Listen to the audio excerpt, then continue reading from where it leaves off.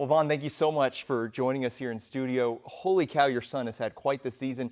How fun has this whole MVP campaign into a run to the finals been just for you and your family? It's been amazing. Still pinching myself. Can't believe I'm not going to wake up from a dream or nothing, but we're here and we're doing it, so it's real. It's real. I'm just blessed. Is it weird seeing, you saw him as a little kid playing basketball, now you're seeing him, best player in the world right now? Yeah, a little bit weird, but not really. When you think about all the hard work you put in and how good he actually was when he was young, and you see certain traits in him, and it's like, yeah, he's going to do something great. No one knows about the NBA, but when you see all the hard work pay off, it's just like hard work pays, About what age was it where you were like, okay, Shai, he could do this for real? Wow. I say, when you say for real, you mean NBA for real? Or Yeah. he's just, yeah, okay. Well, I'll say maybe about 12, 13, 14. And people might say, like, at that time, he wasn't the highest prospect and stuff, but I saw some stuff in him that he was a real receptive kid, sponge, smart, wiry, strong, still just like he is now. But, at the end of the day, it's more about brains than it is the physicality. So he always had the mental side of the game locked. And those things usually translate when you get older. So I kind of, I'm skinny, so I thought that, we believe in ourselves. So I thought, yeah, one day he's going to probably transition into somebody that's going to be a problem. Yeah, superstar. Sure. Did you ever imagine global superstar? Global, no. Well, like I said, you get to the NBA, you never know what you get to. Yeah. If you do get to the NBA, you want to be the best. You don't want to just get there and just be part of the NBA, right? So we've always had that drive and that goal to, we accomplish a goal, then we set the next one. Yeah. So he's gets there, and then I expect more and more and more and more. But I'll be honest with you, you just want him to get there, and you're like, okay, you're happy he's here. Then obviously you realize, wait a minute, you can do better than that. Let's set the next goal. Yeah. Mm-hmm.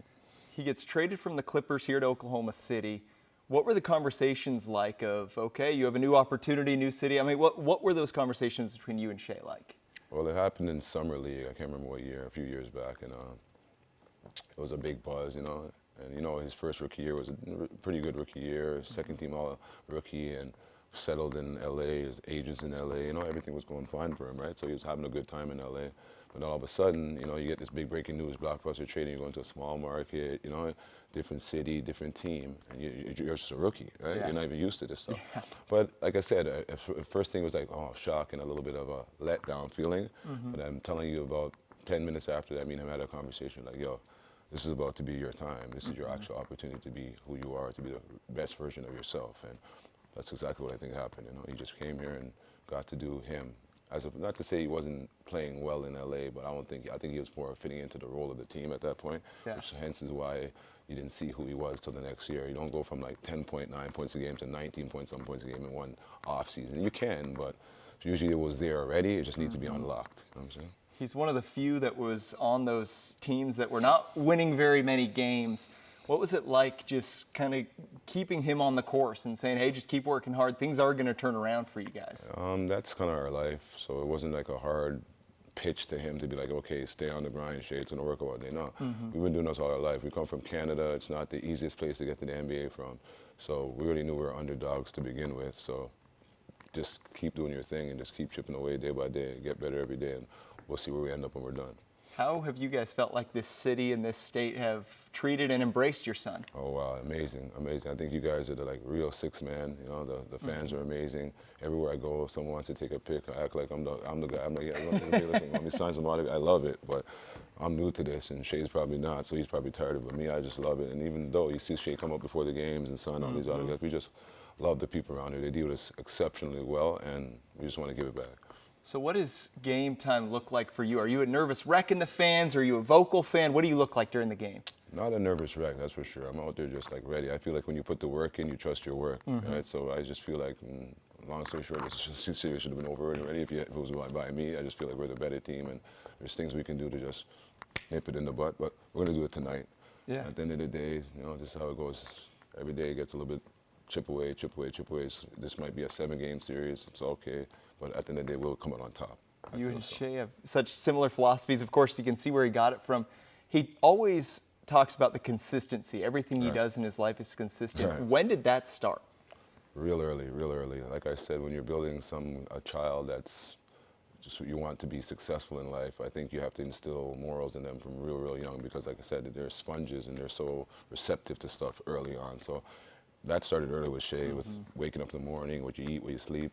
doing your homework, how you dress, how you move. It's just repetitive until it almost becomes muscle memory. Do you get what I'm saying? So yeah, it started so early, and I think it has to start early. Yeah. Kind of hard to bend the tree later on, so to speak. So yeah, I started early with him with a lot of his routines. There's times when they woke up in the morning and I couldn't find Shai, Nikhil, and Masi. Masi's my younger son, and Nikhil's my nephew. And when you look around the YMCA and they're calling me and say, "Daddy, we just went to the Y." I'm like, guys, let us know where you're going. Yeah. But that's when they love it, and that's to answer your question. You kind of know early when you see those kind of things. These guys might have a career in this thing, What has it been like for you seeing his development as a man off the court, becoming a dad, all of that side of the growth? It's amazing. It's amazing. Like I said, it's like pinching myself about him and wow, this is my son. And then all of a sudden he has a son. I'm like, wait a minute, I'm a grandfather, Yeah. But it's just humbling, and it's just a blessing, and on top of blessings. I love it. I just can't complain about anything in life right now. I'm on top of the world. Yeah. End of game 4, Shai turns it on, scores 15 of the final 16 for Oklahoma City.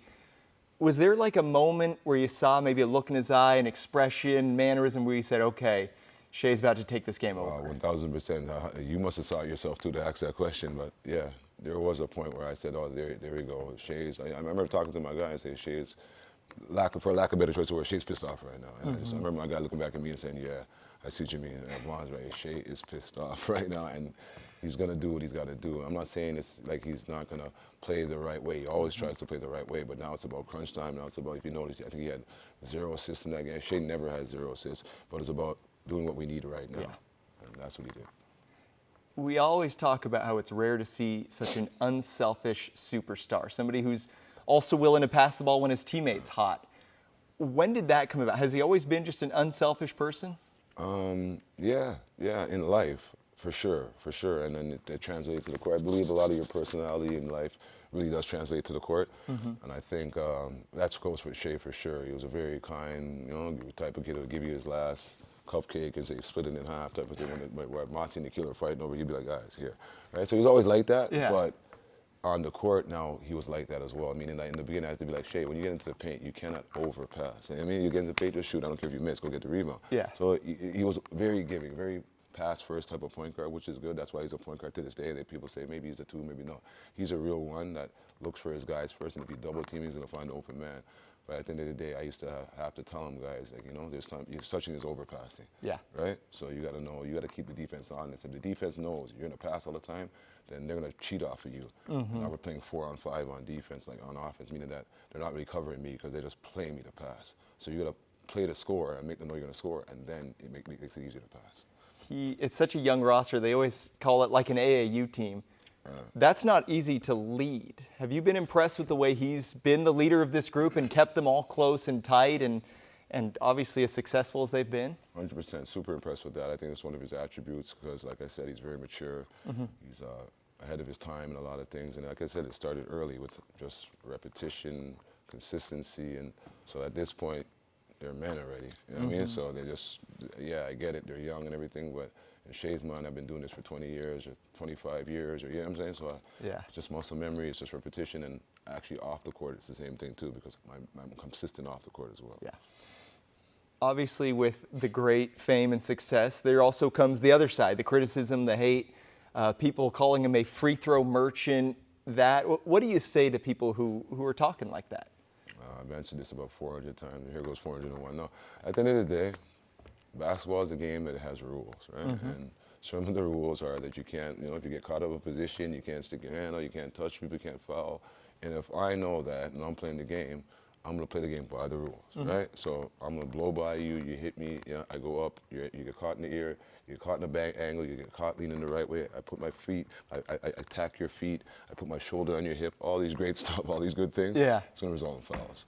He's just playing basketball. If you want that to stop, you guys can change the rules. I don't think we want to change the rules right now. I want to leave them the same. But there's going to be fouls called. He's not drawing as much fouls as Michael Jordan, as the top guys. Just name all the guys back in there. Even this year, he's not drawing as much fouls as him. He's probably like not even top 10 in fouls drawn. So what are we really talking about? Talk about the guys that are drawing more fouls, but I guess they're not the man right now. So we don't have nothing to talk about. It's just about Shai being allowed right now, MVP and all that stuff. So we're going to have just things to talk about.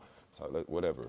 At the end of the day, we're not really worried about it. Yeah, does that bother him at all? Not at all, because like I said, it's a part of the game. We understand why they're talking about it. There's nothing else to talk about.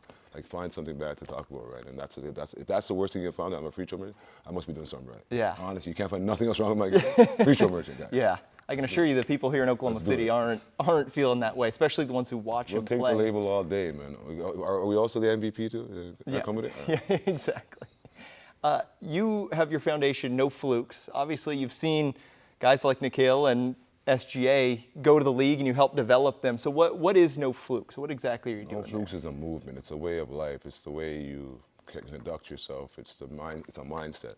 So it stands for never opting for less. Unified knowledge equals success.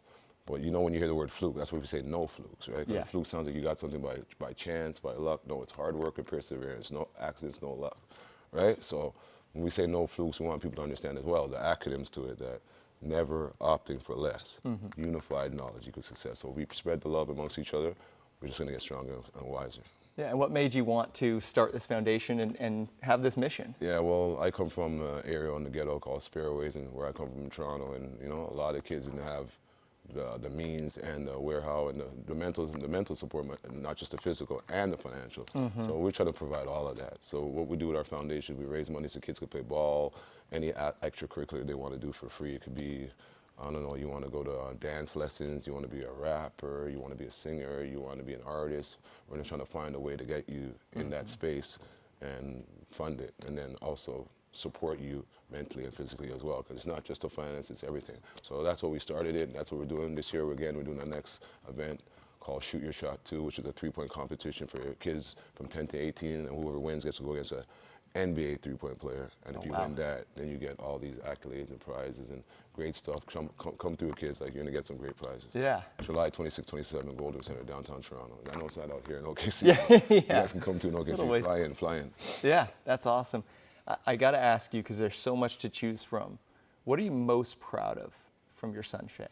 Great question. And people always tell me about is like how sick he is on the court, and this is the best player I've ever seen, and all these MJ numbers, and I'm so proud of that. It's true. I get it. But what he does off the court and the way he moves as a man and a father, it's like, you can't be more proud than that. So that's what I'm most proud about when it comes to Shai. Definitely how he moves off the court and obviously on. But he balances the two of them, and balance is key. And what's your prediction? Thunder in 6, Thunder in 7? Oh, 6 for sure, man. I ain't predicting no losses, man. Thunder in 6. Just leave it there.